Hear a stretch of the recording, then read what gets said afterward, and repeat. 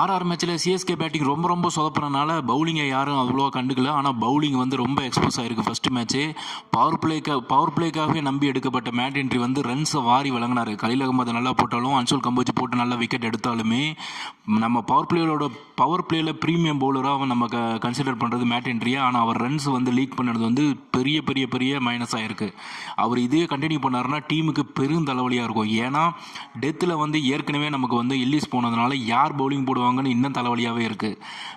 Mat Henry, Anshul Kamboj, Khaleel Ahmed, Jamie Overton இவங்க 4 பேருமே economy rate wise நீங்கள் டெத் பவுலிங் பார்த்தீங்கன்னா ஐபிஎல்லில் யோசிச்சே பார்க்க முடியாது. மினிமம் 9-10 வச்சுருப்பாங்கன்னு நினைக்கிறேன்.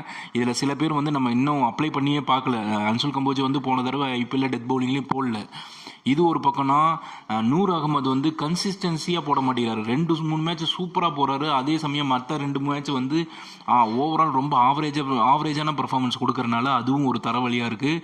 இதெல்லாம் எப்படி சரி செய்ய போகுது சிஎஸ்கே? ருத்ராஜ் கெய்க்வாட் இதுக்கெல்லாம் என்ன பதில் வச்சுருக்காரு? பொறுத்திருந்து பார்ப்போம்.